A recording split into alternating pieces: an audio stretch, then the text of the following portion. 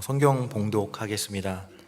오늘 함께 나누실 하나님의 말씀은 사도행전 9장 1절부터 25절 말씀입니다. 한 절씩 교독하도록 하겠습니다.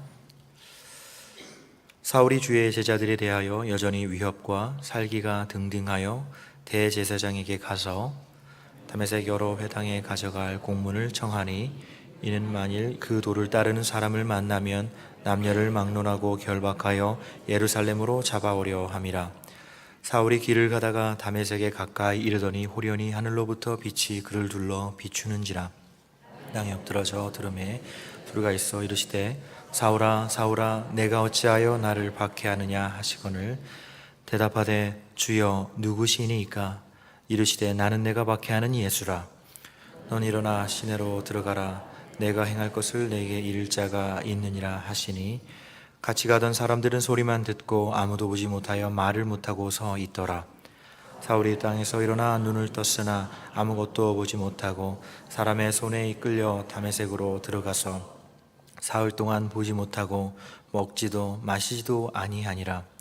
그때 다메섹에 아나니아라 하는 제자가 있더니 주께서 환상 중에 불러 이르시되 아나니아냐 하시거늘, 대답하되 주여 내가 여기 있나이다 하니, 주께서 이르시되 일어나 직가라 하는 거리로 가서 유다의 집에서 다소 사람 사울이라 하는 사람을 찾으라.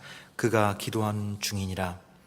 그가 아나니아라 하는 사람이 들어와서 자기에게 안수하여 다시 보게 하는 것을 보았느니라 하시거늘, 아나니아가 대답하되 주여 이 사람에 대하여 내가 여러 사람에게 듣사온즉 그가 예루살렘에서 주의 성도에게 적지 않은 해를 끼쳤다 하더니, 여기서도 주의 이름을 부르는 모든 사람을 결박할 권한을 대제사장들에게 받았나이다 하거늘, 주께서 이르시되 가라.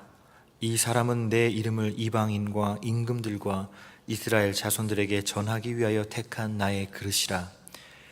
내 이름을 위하여 얼마나 고난을 받아야 할 것을 내가 그에게 보이리라 하시니, 아나니아가 떠나 그 집에 들어가서 그에게 안수하여 이르되, 형제 사울아, 주 곧 내가 오는 길에서 나타나셨던 예수께서 나를 보내어 너로 다시 보게 하시고 성령으로 충만하게 하신다 하니, 즉시 사울의 눈에서 비늘 같은 것이 벗겨져 다시 보게 된지라. 일어나 세례를 받고 음식을 먹음에 강건하여 지니라. 사울이 다메섹에 있는 제자들과 함께 며칠 있을새 즉시로 각 회당에서 예수가 하나님의 아들이심을 전파하니, 듣는 사람이 다 놀라 말하되, 이 사람이 예루살렘에서 이 이름을 부르는 사람을 멸하려던 자가 아니냐? 여기 온 것도 그들을 결박하여 대제사장들에게 끌어가고자 함이 아니냐 하더라. 사울은 힘을 더 얻어 예수를 그리스도라 증언하여 다메섹에 사는 유대인들을 당혹하게 하니라. 여러 날이 지남에 유대인들이 사울 죽이기를 공모하더니 그 계교가 사울에게 알려지니라. 그들이 그를 죽이려고 밤낮으로 성문까지 지키거늘, 다 같이 읽겠습니다. 그의 제자들이 밤에 사울을 광주리에 담아 성벽에 달아 내리니라. 아멘. 제가 오늘 설교 시작하기 전에 잠깐 여담을 하면 제가 2007년도 6년도에 부목사로 있을 때 했던 설교를 보니까 참 쉽더라고요. 어떻게 보면 성경을 연구할 수 있는 시간이 저한테 주어지지 않고 부목사로서 교회에서 맡겨진 행정적인 일 처리하다 보니까 참 쉬웠는데, 그 연구가 이렇게 많아지고 하면서 조금 어려워졌다 이런 생각도 개인적으로 좀 들었는데요. 뭐 어렵고 쉽고를 떠나서 하나님의 말씀을 더 전하고 제 삶 속에 좀 더 이렇게 육화된, 경험된, 그리고 제가 씨름하는, 그리고 제가 기뻐했고 좌절했던 그런 좀 살아있는 말씀을 더욱더 증거하면 좋겠다, 삶의 자리로 더욱더 가면 좋겠다, 제 개인적으로 그런 생각들을 좀 했습니다. 오늘 말씀을 통해서 제가 오늘 말씀을 정하게 된 이유는, 우리의 회심, 우리의 기독교인으로 처음 시작하게 된 그 첫 번째 발걸음을 한번 되돌아보기를 원했고요. 두 번째는 아마존 성결 신학교를 통해서 오늘 본문에 나오는 그 사도 바울, 그리고 그 아나니아를 보면서 하나님의 이름의 영광을 위해서 헌신하는 하나님의 그릇들이 그 학교를 통해서 반드시 배출되어야 하기에 오늘 말씀을 선택하게 된 것입니다. 모쪼록 겸손한 마음으로 이 말씀을 통해서 은혜를 받으신 모든 권속 되실 수 있게 되기를 간절히 소망합니다. 스펄전 목사님께서 자신의 설교에서 삶으로 회심의 증거를 보여주지 못하는데도 불구하고 회심했다고 확신하며 떠벌리기 좋아하는 사람들의 특징에 대해서 날카롭게 이야기를 했습니다. 자신이 구원받았다고 스스로 철석같이 믿으며 그것을 의심하는 것은 악하다고 생각하는 사람들이 있습니다. 그러나 우리는 주제 넘음과 참된 확신 사이에는 큰 차이가 있다는 것을 잊어서는 안 됩니다. 참된 확신은 이성적인 것입니다. 그것은 확고한 근거를 바탕으로 합니다. 주제에 넘은 것은 구원을 당연시하고 뻔뻔한 얼굴로 자기에게 아무 권리도 없는 것을 자기 것이라고 떠벌리는 것입니다. 나는 예수를 믿어 라고 말한다고 자동적으로 구원받지 못합니다. 아무런 삶의 변화도 없다면 그러한 확신은 자기 억측에 불과하기 때문입니다. 그러한 억측으로 자기 자신을 속일 수 있지만 구원을 얻을 수는 없습니다. 그리고 스펄전 목사님께서 덧붙여 말씀하시기를 우리를 실제 있지도 않은 축복에서 지켜주소서 이렇게 기도할 것을 회중에게 촉구했던 것입니다. 실제 있지도 않은 축복에 미혹돼서는 안 되는 것입니다. 우리는 교회 안에 삶의 한순간 하나님께 신실하게 헌신한 것 같았지만 성경적인 의미에서 진정한 회심이라고 말할 수 있는 삶의 참된 변화를 경험하지 못한 이들이 있을 수 있다는 것을 경계해야 합니다. 그리고 잘못된 억측에서 벗어날 수 있기 위해서 우리가 기도하고 같이 힘을 써야 될 줄로 믿습니다. 오늘 본 말씀 사도행전 9장 1절에서 25절의 말씀은 열성적인 박해자에서 누구보다 열정적인 말씀의 선포자로 변화된 극적인 사도 바울의 회심 이야기를 기록하고 있는 부분입니다. 사도 바울의 회심은 성경에서 그리고 기독교 역사상 가장 유명한 회심이며 동시에 가장 중요한 회심입니다. 근데 사도 바울의 회심에는 사도 바울에게만 있었던 예외적인 외적인 요소와 함께 모든 그리스도인들의 회심에 본질적으로 있어야 하는 내적인 요소가 있다는 것을 우리는 생각해야 될 필요가 있습니다. 그런데 어떻습니까? 우리를 포함한 많은 그리스도인들이 사도 바울에게 있었던 예외적인 외적인 요소들, 가령 하늘로부터 놀라운 광채가 임하고 하나님의 음성을 들었던 것 같은 예외적인 그런 요소들을 경험하고 싶어 하면서도 모든 회심에 반드시 수반되어야 되는 본질적인 내적인 요소들, 참된 돌이킴과 고난을 각오하는 소명으로의 헌신에 대해서는 도외시하는 경향이 우리 가운데 많이 있다는 것을 우리는 깊이 자각하고 안타깝게 여겨야 하는 것입니다. 사도 바울의 회심 이야기는 너무나 유명한 이야기임에도 불구하고 근본적인 이해를 하고 있는 성도는 예상보다 적다는 것을 우리는 생각해야 됩니다. 오늘 말씀을 통해서 말씀을 듣는 회중들과 그리고 말씀을 선포하는 저도 성경적인 회심의 의미에 대해서 보다 깊이 이해할 뿐만 아니라 애타한테 섬기는 교회에 참된 회심이 풍성하게 나타나기를 간구해야 합니다. 그리고 우리가 회심할 뿐만 아니라 또 다른 회심자를 부르는 하나의 하나님의 통로로 우리가 소명자의 삶을 살아갈 수 있도록 결단하고 헌신하고 그리고 그 같은 삶의 열매가 나타나야 되는 것입니다. 특별히 아마존의 선교신학교를 개교하면서 그 척박한 땅에 참된 회심의 공동체가 마나우스 빈민 지역에 그리고 아마존 그 깊은 숲속 곳곳에 참된 회심의 공동체가 뻗어나게 될 그 같은 위대한 저희가 비전을 가지고 이 일을 시작합니다. 그 열매가 맺어질 수 있기 위해서는 믿음의 인내가 필요할 것입니다. 이 일에 하나로 동참하시는 모든 교회가 될 수 있게 되기를 간절히 바라고 오로지 영광은 하나님께 드려질 수 있게 되기를 간절히 바랍니다. 사울의 회심 이야기를 우리가 구체적으로 살펴보기 전에 사울의 회심 이야기가 있는 보다 큰 문맥에 대해서 우리는 생각해 볼 필요가 있습니다. 사도행전 8장을 보게 되면 사마리아 사람들의 회심 이야기가 있고 그리고 8장 끝부분에 빌립 집사를 통해서 이디오피아 내시의 회심 이야기가 있습니다. 그리고 오늘 본문에 사도 바울의 회심 이야기가 있고 그리고 9장 말미에 보게 되면 요바에서 베드로가 죽었던 다비다를 일으켰을 때 거기에 있던 많은 사람들, 아마도 과부들이 많았을 것입니다. 많은 사람들의 회심 이야기가 기록되어 있고, 그리고 10장에는 잘 아시는 대로 백부장 고넬료의 회심 이야기가 있는 것입니다. 그렇기 때문에 사도 바울의 회심 이야기는 따로 떨어진 이야기가 아니라 이와 같이 큰 문맥의 회심 이야기들 가운데 위치하고 있다는 것을 우리는 생각해야 됩니다. 그러면 우리는 이와 같은 문맥들 속에서 무엇을 깨달아야 합니까? 그것은 하나님께서 각 사람을 각각의 방식으로 부르신다는 것입니다. 어떠한 회심의 과정도 다른 사람들에게 강요할 수 있는 기준이 될 수 없습니다. 모든 회심의 공통점은 한 가지입니다. 그 사람들이 하나님의 한량없는 은혜를 경험했다는 것입니다. 하나님의 한량없는 은혜를 경험해서 각 사람이 정말 이 사람은 회심할 것 같지 않은 사람들이 주께로 돌아와 회심했고, 그리고 이 일련의 회심자들 가운데 가장 회심하기를 기대할 수 없는 가장 극악한 교회의 원수였던 사도 바울의 이 회심 이야기, 이것이 바로 회심 이야기들의 중심이요 절정이라고 할 수 있는 것입니다. 성도 여러분, 어떠한 사람에게도 하나님의 은혜 없이 진정한 변화는 나타나지 않습니다. 그리고 어떠한 사람도 하나님의 은혜를 경험하게 되면 진정한 변화를 경험하게 되는 것입니다. 하나님의 은혜가 이 자리에 계신 모든 권속들의 영혼에 풍성하게 부어지게 되기를 간절히 기도합니다.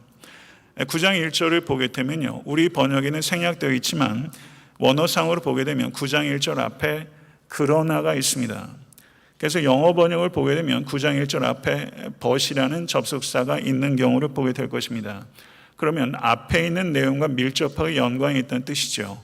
그럼 8장 30절에 어떻게 이야기를 합니까? 빌립은 아소도에 나타나 여러 성을 지나며 복음을 전하고 가이사랴에 이르니라. 그러나 사울이 주의 제자들에 대하여 여전히 위협과 살기가 등등하여, 이렇게 연결되는 것이죠. 맞습니까? 그러면 분명하게 누가는 이 빌립과 사울을 대조하고 있는 것이고, 빌립은 복음을 심기 위하여 열심을 내고 있는 사람이라면 사울은 복음을 뽑기 위하여 열심을 내고 있는 사람으로 이 두 사람을 극명하게 대조하고 있는 것입니다. 대제사장에게 사울이 갔습니다. 대제사장은 예루살렘에 큰 박해가 일어나서 예루살렘의 그리스도인들을 청소한 것으로 이 대제사장은 어느 정도 흡족해 하고 있었습니다. 그런데 사울은 흡족하지 않았습니다. 사울은 대제사장에 가서 공문을 요청했습니다. 말하자면 범죄자 그 협정, 인도 협정이 그 당시에 로마와 그리고 제반 제국들 사이에 있었다는 것이 문서로 남아 있습니다. 그 문서를 띄워달라, 이렇게 사울이 대제사장에게 갔던 것이죠. 대제사장은 만족했지만 이 기독교인들을 추적하는 사울은 결코 만족하지 않았고, 예루살렘에서 다메섹까지 무려 150마일 떨어진 곳에, 그곳에 가서 교인들을 밟은 세원에서 교회를 반드시 뿌리 뽑고자 하는 열심을 가지고 사울이 대제사장을 찾아갔던 것입니다. 외형적으로 보면 이 사울이 대제사장의 도구인 것 같지만 실상을 보게 되면 사울은 대제사장의 도구가 아니라 사실은 대제사장 배후에서 대제사장을 움직이는 대제사장보다 더 혹독한 교회의 핍박자, 그게 바로 사울이었습니다.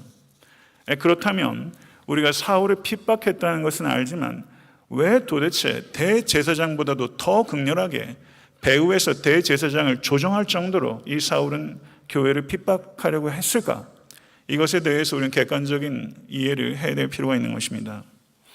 그것을 이해하기 위해서는 사울의 유대적 배경에 대해서 우리가 이해를 해야 될 필요가 있습니다. 사울 시대의 바리새파는 두 개의 파가 있었습니다.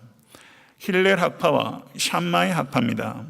이 두 개의 학파가 서로 극심한 논쟁과 그리고 각축을 벌이고 있었는데, 힐렐 학파의 특징은 관대함입니다. 그런데 샴마이 학파의 특징은 엄격함입니다. 그런데 이 샴마이가 말하는 이 열심, 사도 바울이 사도행전에서 말하고 그리고 갈라디아서와 고린도 전후서 등에서 말하는 그 열심, 그리고 로마서 9장에서 말하는 그 열심, 그것은 무엇입니까? 그것은 단순히 열렬하게 기도하고 말씀을 읽고 금식하고 헌금하고 그리고 자기 의를 쌓기 위한 행위와 같은 종교성에 국한된 열심이 아닙니다. 이 샴마의 열심은 종교성을 뛰어넘습니다. 여기에는 정치적인 의미가 있는 것입니다. 그래서 샴마이가 이야기하는 열심은 폭력까지도 불사하는 혁명적인 것이라고 할 수 있는 것입니다. 폭력을 통해서라도 하나님의 나라의 회복을 위해서 이 샴마이는 기꺼이 자신의 몸을 불사를 준비가 되어 있었던 것입니다. 그런데 사도행전 22장 3절을 보게 되면 사울이 누구의 문화라고 밝힙니까? 나는 가말리엘의 문화라고 말합니다. 그런데 가말리엘은 샴마이 학파가 아니라 힐렐 학파입니다. 사도행전 5장을 보게 되면요, 가말리엘이 힐렐 학파의 거장답게 뭐라고 말하냐면 사도들이 공회 앞에 잡혀왔을 때 이 사람들을 상관하지 말고 버려두라고 말하면서 그들의 사상과 소행이 사람으로부터 났으면 무너질 것이요 만일 하나님께로부터 났으면 그들을 무너뜨릴 수 없겠고 도리어 하나님을 대적하는 결과가 될 것이다. 매우 이성적으로 관대하게 이야기를 했습니다. 왜냐하면 그는 힐렐 학파이기 때문입니다. 그러면 사울이 가말리엘의 문화였다고 이 말만을 가지고 사울이 힐렐 학파다 라고 말할 수 있겠죠. 그것은 매우 단순한 논리입니다. 사울이 힐렐 학파였다면 사울이 그토록 극렬하게 폭력을 동원해서 그리스도인들을 붙잡아들이고 그들을 죽이려고 하지 않았을 것입니다. 사울은 가말리엘 문화에서 분명히 학문적으로 가말리엘에게 많은 것들을 배웠지만 가말리엘이 가지고 있는 모든 입장에 동조하지 않았고 특별히 정치적인 입장은 전혀 다른 입장에 있었던 것입니다. 그렇기 때문에 엔티라이시라는 학자는 이 사울은 바리새파 중에서 힐렐 학파 가말리엘의 문화였지만 저는 힐렐파가 아니라 샴마이 학파였고 그리고 샴마이 학파 중에서 가장 극렬한 폭력까지도 불사하는 샴마이로 이해하는 것이 분명하다 이렇게 이야기를 하고 있는 것이죠. 이와 같은 이해는 굉장히 중요한 것입니다. 성도 여러분, 유대인들은 죄를 사해주는 메시아라는 개념을 갖고 있지 않았습니다. 죄를 사하시는 분은 오직 하나님이시고 죄를 사하기 위해서는 성전에 가서 제사를 드려야 된다고 생각했던 것입니다. 유대인들이 기다렸던 것은 메시아인데 그 메시아는 죄를 사하는 메시아가 아니라 다윗의 옛 영광을 재현시켜줄 정치적이고 군사적이고 경제적이고 현세적인 메시아입니다. 그들은 인간 메시아를 기다린 것이지 하나님의 아들이 육신을 입고 이 땅에 오신다는 것은 감히 기대하지도 않았고 상상할 수도 없었던 것입니다. 더군다나 그 메시아가 나무에 달려서 죽었다는 것을 믿는다는 것은 그것은 가증스러운 것입니다. 더더구나 이방인들이 할례를 하고 유대인으로 개종을 해서 유대인이 돼서 구원을 얻는 것이 아니라 오직 예수 그리스도를 믿음으로 말미암아 구원을 얻어 하나님의 백성이 될 수 있다고 하는 이 가르침은 유대 민족이 선민으로서 가지고 있는 그 정체성, 권리에 대해서 완전히 포기하는 것이기 때문에 이 극렬한 샴마이였던 이 사울은 이것을 절대 용납할 수 없었고 이 그리스도를 추종하는 그 도를 따르는 사람이라고 사도행전 9장에 나오고 있는데요. 도를 따르는 사람. 그리스도인이란 말은 사도행전 11장에 처음 등장합니다. 그러면 예수를 믿는 사람을 어떻게 표현했는가? 그 도를 따르는 사람입니다. 성도 여러분, 우리는 그 도를 따르는 사람입니다. 도가 호도스입니다. 에고 에이미 해 호도스. I am the way. 예수 그리스도께서 유일한 길이고 그 길을 따르는 사람, 그 사람들이 바로 그리스도인입니다. 그것이 그리스도인들을 지칭하는 최초의 용어입니다. 그 길을 따르는 것은 곧 예수를 따르는 것입니다. 사울에게 그 도를 따르는 사람은 변절한 유대인일 뿐이고 그들은 하나님으로부터 유대인들을 떨어지도록 미혹하는 최악의 이단자들입니다. 그래서 사도 이 사울은 극렬한 폭력을 동원해서라도 그들을 반드시 척결해서 하나님의 나라의 회복을 가져와야 한다. 이런 확신을 가지고 저가 일을 했던 것입니다. 성도 여러분, 우리가 사울의 행적을 통해서 우리가 깊이 생각해야 될 것이 있습니다. 세상에 폭력이 난무합니다. 그리고 우리들도 매우 폭력적인 성향이 우리의 기질 가운데 어딘가에 있습니다. 가장 극렬한 폭력이 개인의 삶 가운데서도 역사 속에서도 어떨 때 나타나는가? 가장 극악한 폭력은 자신이 악한 일을 저지르고 있다고 자각하는 사람에게서 나오는 것이 아니라 자신이 옳은 일을 하고 있다고 확신하는 성실한 사람을 통해서 가장 극렬한 폭력이 나타나게 되는 것입니다. 자신이 하는 일이 옳다고 생각하는 성실한 사람, 그 사람을 통해서 가장 극악한 폭력이 나타날 수 있다. 사도 바울의 이 열심으로 하나님을 대적하는 것이 되었다는 것이죠. 우리가 열심이 없는 것에 대해서도 회개해야 되지만 우리의 열심이 도대체 어떠한 성격을 가지고 있는가에 대해서 겸손하게 살펴야 되는 것입니다. 사울은 대제사장에게 가서 성전 경비대의 상당수의 인원들을 저가 받고서 그들을 대동하고 다마스커스로 향했습니다. 그리고 150마일이 거의 도처했을 무렵에 정오쯤이었습니다. 사울은 다마스커스가 눈앞에 왔을 때 그의 마음은 뛰고 얼굴은 상기됐을 것입니다.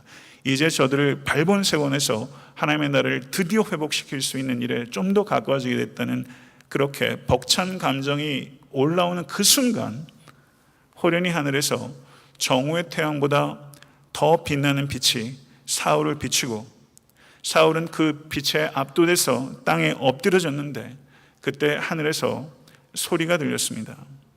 사울아 사울아 내가 어찌하여 나를 박해하느냐? 주여 누구시니까? 나는 내가 박해하는 예수라. 나는 내가 박해하는 예수라. 사도 바울이 사도행전 22장 8절과 26장 15절을 보게 되면 나는 내가 박해하는 예수라 이 말씀을 두 차례 회상하고 있는 것을 볼 때 사울에게 이 음성은 사울의 영혼을 뒤흔드는 그와 같은 음성이었습니다. 사울이 예수님께서 사역하실 때 예수님을 만날 수 있었던 기회가 있었는지는 모르겠습니다. 있었을 수도 있지 않겠는가 하는 학자가 있습니다.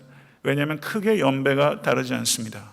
그리고 유대인들은요 절기 때마다 예루살렘을 가고 그 소문이 분명히 사울에게도 들렸을 것이기 때문에 사울이 예수님을 먼발치에서라도 보았을 개연성이 있죠. 그러나 그 이상 상상하는 것은 무리입니다. 그러나 분명한 것은 사울은 예수님을 박해한 적이 없습니다. 그러나 예수님께서는 나는 내가 박해하는 예수다 이렇게 말하면서 사울이 박해했던 교회 안에 예수께서 계시고 그 박해받는 교회와 함께 예수께서 박해당하고 계시다고 말씀하신 것입니다. 사랑하는 성도 여러분, 부활 승천하신 예수께서 현현하신 첫 번째 경우가 바로 사도 바울에게 나타나신 것입니다. 예수 그리스도께서 교회 안에 계십니다. 예수 그리스도께서 성도와 함께 하고 계십니다. 사랑하는 성도 여러분, 하나님의 임재 연습이라는 책을 쓴 로렌스 형제가 이렇게 말했습니다. 경청하십시오. 주님과 함께 고난을 겪는다는 것이 얼마나 달콤합니까? 우리를 향한 하나님의 사랑이 얼마나 큰지 아는 사람은 어떠한 상황 속에서도 다르게 삽니다. 좋은 일뿐 아니라 괴롭고 힘든 일이라 해도 주님께서 함께 하신다는 확신이 있으면 그 사람은 모든 일에 언제나 동일한 마음으로 모든 것을 받아들입니다. 고난도 하나님과 함께 겪는 것이라면 제게는 낙원이며 세상에서 가장 큰 기쁨도 하나님 없이 즐기는 것이라면 제게는 지옥에 불과한 것입니다. 이 얼마나 우리의 가슴을 뜨겁게 하는 그런 고백입니까? 사울이 이제 곧 다메섹에서 주와 복음을 위해서 저가 박해받기 시작합니다. 저가 받았던 박해는 유례가 없는 박해입니다. 사울이 이 바울이 돼서 저가 박해를 받았을 때 저가 무엇을 기억했을까요? 나는 내가 박해하는 예수라. 이것이 사울의 영혼 속에서 계속 메아리치지 않았겠습니까? 그리고 사울이 박해당하는 한가운데 자신과 함께 박해당하는 예수 그리스도를 생각하면서 이 바울은 그 박해 속에서 달콤함을 느끼고 그리고 새 힘을 얻었던 것이죠. 성도 여러분, 그 예수님께서 여러분이 느끼시든 느끼시지 못하시든 여러분의 삶에 그리고 여러분의 고통 가운데 함께하고 계시다는 것을 반드시 믿으실 수 있게 되기를 간절히 바랍니다. 강렬한 광채로 사울은 눈을 떴으나 아무것도 보지 못한 상태로 사람들의 손에 이끌려서 다메섹으로 들어가는 처지가 됐습니다. 사울은 나는 누구보다도 잘 보는 청년이었습니다. 그렇게 생각했던 사람이었어요. 그러나 실제 사울은 이 과정을 통해서 자기가 본다고 생각했지만 사실은 영적 소경이고, 그리고 지금 눈을 먼 이 시간 사울에게 있어서 진정한 봄은 시작된 것입니다. 사울은 자신이 그토록 하나님을 위해서 열심을 냈던 것이 사실은 열심히 하나님을 반역하는 것이고, 그리고 그것이 그리스도를 핍박한 것이었다는 것을 깨닫는 당혹감과 뼈아픈 고통을 느꼈을 것입니다. 성도 여러분, 우리가 열심으로 하나님을 대적할 수 있다는 것을 우리는 경계해야 합니다. 그리고 사울은 3일 동안 식음을 전폐하고 기도를 드렸습니다. 회개할 때 생사가 달린 것처럼 하라. 윌리엄 부스의 말입니다. 구세군을 시작했던 윌리엄 부스의 말. 회개할 때는 생사가 걸린 것처럼 해라. 회개는 작은 죽음입니다. 회개는 작은 죽음의 행위와 같습니다. 성도 여러분, 작은 죽음과 같은 정직하고 절실한 회개가 우리에게 회복될 때만 우리에게 희망이 있습니다. 작은 죽음과 같은 절실하고 절절한 회개가 교회에 회복되어야 합니다. 사울을 만나셨던 주님께서 환상 중에 아나니아를 만나셨습니다. 그리고 아나니아에게 말씀하십니다. 집가라는 거리로 와서 유다 집에서 5 사람 사울이라는 자를 찾으라. 저가 기도하는 중이라. 여기서 기도하는 중이다 라고 번역되고 있는 헬라어가 프로스 유케타이라는 단어인데요, 이 단어가 현재 시제입니다. 그래서 영어 번역들을 살펴보니까 이 현재 시제의 느낌을 가장 잘 살려서 번역한 게 NLT 번역인데, 거기에 뭐라고 번역하고 있냐면요, He's praying to me right now. 그가 지금 나에게 기도하고 있다, 이렇게 번역하고 있습니다. 성도 여러분, 우리가 하나님께 올려드리는 기도, 오늘 이 예배에 올려지는 기도, 새벽 제단에 드리는 기도, 골방에서 드리는 기도, 운전하면서 드리는 기도, 걸으면서 드리는 기도, 울면서 드리는 기도, 사랑하는 성도 여러분, 그 기도를 하나님께서 He is praying to me right now, 지금 나에게 하나님께서 기도하고 있는 것을 다 듣고 계신다는 것, 이거 정말 믿으십니까? 이걸 정말 믿는다면 어찌 기도하지 않을 수 있으며 정말 이것을 믿는다면 어찌 우리의 기도의 말이 바뀌지 않을 수 있습니까?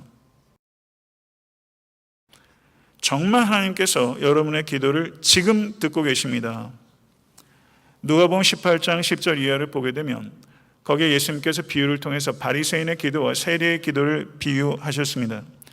기도를 안 하는 문제가 있다면 기도를 잘못하는 문제는 더 큰 문제입니다. 사울이 3일 동안 식음을 전폐하고 기도하면서, 사울은 바리새파 샴마입니다. 그러나 바리새파였던 이 샴마이 사울의 기도는 하나님이여 불쌍히 여기시옵소서, 나는 죄인이로소이다. 저는 바리새인이지만 저의 기도는 세리의 기도로 바뀐 것입니다. 사랑하는 성도 여러분, 우리의 문제가 무엇인지 문제는 항상 있습니다. 그러나 정말 중요한 것은 무엇입니까? 세리처럼 하늘을 우러러 가슴을 뜯으며 하나님 앞에 기도할 수 있다면, 사랑하는 성도들, 모든 문제는 해결되게 될 것이고, 그 기도가 여러분과 저에게, 그리고 이 교회 위에, 그리고 이 땅의 교회 위에 회복되어야 되는 것입니다. 아나니아는 하나님의 명령에 대해서 합리적인 반대를 제시했습니다. 그랬더니 주님께서 뭐라고 말씀하셨냐면, 이 사람은 내 이름을 이방인과 임금들과 이스라엘 자손들 앞에 전하기 위해 택한 나의 그릇이라. 그가 내 이름을 위하여 해를 얼마나 받아야 할 것을 내가 그에게 보이리라. 이렇게 말씀합니다. 사울의 회심은 이방인을 위한 것입니다. 달리 말하면 사울의 다메섹의 회심은 이방인인 우리들을 위한 회심입니다. 하나님께서 사울을 부르신 것은 지금 이 자리에 있는 우리들을 위한 부르심입니다. 믿으십니까? 사울의 회심은 또 다른 사람의 회심을 위한 부르심입니다. 이것을 우리가 진실로 받아들인다면 사랑하는 성도 여러분, 여러분의 회심과 저의 회심이 사울의 회심과 중요성이 같다고 얘기하는 것은 말이 안 되는 것입니다. 그러나 그 본질적인 요소는 같습니다. 사울의 회심이 또 다른 사람의 회심을 위해서 주어졌던 것처럼 이 자리에 계신 여러분과 저의 회심도 누군가의 회심을 위한 부르심입니다. 이것이 사도 바울의 소명이고 여러분과 저의 소명입니다. 이것 진실로 받아들이십시오. 하나님의 뜻이 분명해지자 아나니아는 사울이 머물고 있는 집에 들어가서 하나님의 말씀대로 순종했습니다. 아나니아는 숨겨진 영웅입니다. 자신을 표적 삼아 150마일을 온 사울에게 성전 경비대도 여전히 있는 그 자리에 자신을 넘겨주는 일종의 자살행위와 같은 것입니다. 그런데 이 아나니아는 사울을 주님과 이야기할 때는 이 사람이라고 말했던 이 아나니아가 사울 곁에 서서 이 사람이라고 더 이상 부르지 않고 뭐라고 말합니까? 형제 사울아. 형제 사울아. 이 바울이 사도행전 22장 12절과 13절에서 아나니아가 자신의 곁에 서서 형제 사울아 라고 말했다는 것을 기억하고 그것을 회상하고 있습니다. 교회의 가장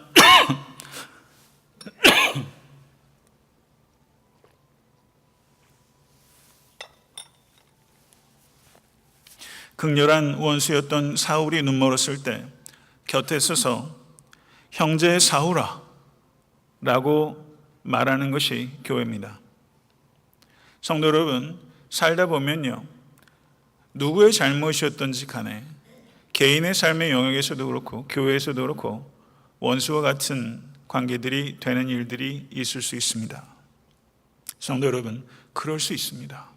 그러나 정말 중요한 것은 우리가 예수 그리스도의 피로 말미암아 구원을 얻은 형제 자매라는 것을 기억해야 되는 것입니다. 우리는 서로에게 저주로 주어진 것이 아니라 브라더로 주어진 것입니다.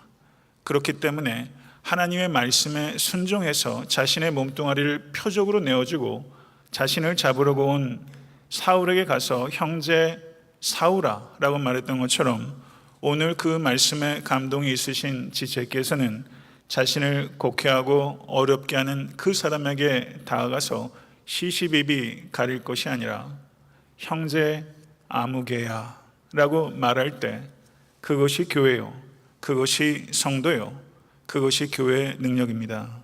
사랑하는 성도 여러분, 여기서 하나 중요한 질문을 우리는 또 하게 됩니다. 왜 하나님은 사울의 눈을 멀게 하시고 그리고 또 아나니아에게 환상으로 나타나시고 또 아나니아를 보내서 그 눈을 낫게 하실까요? 직접 하시면 될 일 아닙니까? 그리고 왜 사울에게 주신 소명을 아나니아를 통해서 전달합니까? 하나님께서 직접 하시면 훨씬 간단하고 그리고 훨씬 명료하지 않습니까? 왜 그렇게 하시는 거죠?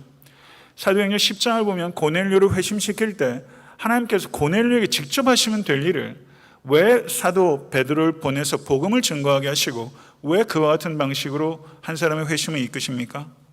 그것은 하나님께서는 회심의 역사를 일으키실 때 하나님 단독으로 하지 아니하시고 사람을 통해 전달되는 복음을 통해서 일하는 협동의 일이라는 것을 우리에게 가르치고 계신 것입니다. 사울의 회심의 궁극적인 주체는 하나님 자신이지만 하나님께서는 아나니아의 순종을 통해서 사울의 회심을 이끄시는 것입니다. 그렇기 때문에 회심은 언제나 하나님과 순종하는 하나님의 백성과의 같이 만들어내는 하나의 작품으로 있는 것입니다. 그리고 이 사울의 회심이라는 이 위대한 작품의 배경에는 하나님과 아나니아의 협조만 있는 것이 아니라 바로 사도행전 그 앞에 있는 스테반이 있습니다.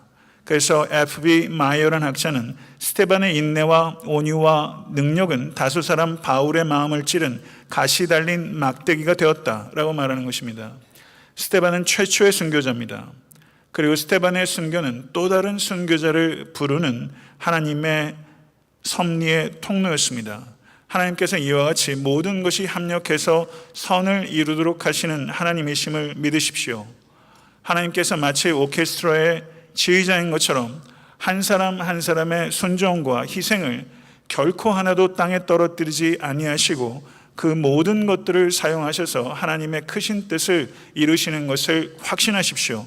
사랑하는 성도 여러분, 지금 이 순간 여러분들이 드리고 있는 작은 순종과 그리고 희생, 그것을 통해서 하나님께서는 영혼을 부르시고 회심시키시고 그에게 소명을 부여하시는 것을 믿으십시오. 반드시 열매 맺게 될 것입니다. 성도 여러분, 누군가의 회심의 계기가 되고 누군가의 소명의 삶의 불씨가 될 수 있도록 여러분의 삶을 이끌고 계십니까? 정말 그것을 의식하면서 매 순간, 매일, 매달, 매년을 살아가고 계십니까? 여러분, 여러분의 삶이 누군가의 회심과 소명을 위해서 섬기는 스데반이 되고 그리고 아나니아가 될 수 있기를 바랍니다. 그렇지 못하면 결코 보람을 얻으실 수 없을 것입니다.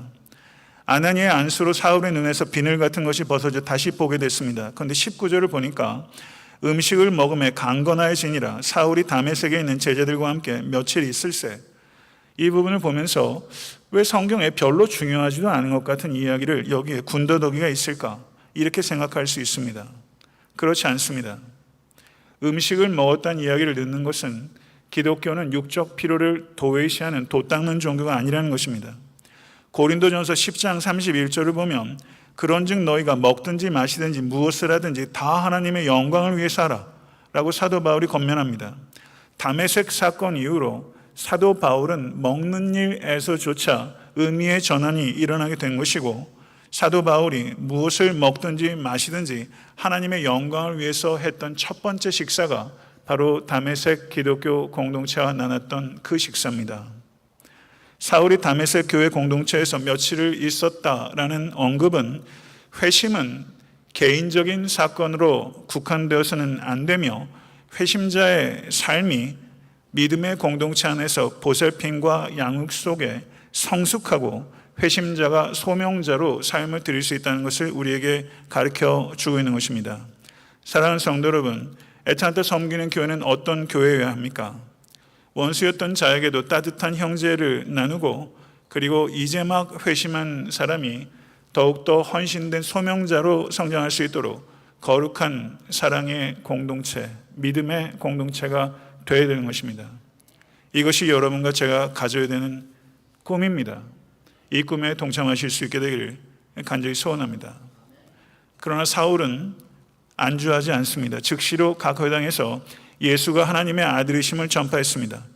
드디어 그가 핍박자에서 선포자로 변화된 것입니다. 회당에서 예수의 이름을 부르는 자를 잡아가려던 사울이 회당에서 예수의 이름을 선포합니다. 대제사장의 공문을 받아서 대제사장의 권세로 왔던 사울이 이제 하나님의 아들 예수 그리스도의 권세로 회당에 나타나게 된 것입니다. 그러자 회당에 있던 사람들이 이 사람이 예루살렘에서 이 이름을 부르는 사람을 멸하려던 자가 아니냐, 여기 온 것도 그들을 결박하여 대제사장들에게 끌어가고자 함이 아니냐 라고 말하면서 이 박해자에서 선포자로 바뀐 이 사울을 보면서 느낀 충격을 표현했을 때 9장 22절은 이렇게 말합니다. 사울은 힘을 더 얻어 예수를 그리스도라 증언하며 다메섹에 있는 유대인들을 당혹하게 하니라. 사랑하는 성도 여러분, 힘을 더 얻기를 원하십니까? 힘을 더 얻기를 원하신다면 예수께서 하나님의 아들이시요 그리스도이심을 증거해야 하는 것입니다. 사울이 이때 회당에서 예수께서 하나님의 아들이시요 그리스도이심을 증거했을 때 사울은 예수님에 대해서 모든 것을 알고 있던 것이 아닙니다. 그는 선포하면서 선교하면서 자신이 경험했던 예수 그리스도 그리고 이해했던 복음이 더욱더 그의 체험과 그리고 삶 속에서 깊어지고 넓어지게 된 것입니다. 사울의 가장 심오한 신학은 선교에서 나온 것입니다. 사랑하는 성도 여러분, 많은 현대 그리스도인들이 심지어 목회자조차 열심히 없이 메말라 있습니다. 성도 여러분, 이 자리에 계신 여러분들 메말라 있지는 않습니까? 성도 여러분, 불신자를 찾아 발로 찾아다니며 메말른 심령이라 할지라도 예수께서 하나님의 아들이시고 그리스도이시라는 것을 증거해 보십시오. 비록 충분하게 이해하고 있지는 못한다 할지라도 여러분들이 증거하면서 여러분들의 증거가 명료해지고 성숙해지고 강력해지게 될 것이고 그리고 힘을 더 얻게 될 것입니다. 성도 여러분, 하나님의 능력을 체험하기 원하면서 왜 하나님의 능력이 필요한 곳에 가지 않습니까? 왜 전도하지 않으면서 하나님의 능력을 구하는 것입니까? 사랑하는 성도 여러분, 가르치면서 더 깨달아지는 것이 있습니다. 배우는 사람보다 가르치는 사람이 받는 은혜가 더 큽니다. 제가 설교를 통해서 성도님들께 은혜를 부어주기를 간절히 소원하고 제 나름대로 힘껏 노력하지만 성도 여러분, 저는 은혜를 드리기 위해서 수고하는 과정을 통해서 제가 더 은혜 받고 설교를 연구하고 그리고 묵상하는 과정 가운데 제가 깨닫는 기쁨이 있습니다. 사랑하는 성도, 이 기쁨 누리십시오. 요한 웨슬레 목사에게 모라비안 선교사가 이렇게 충고했습니다. 저는 이 충고를 우리가 받기를 바랍니다.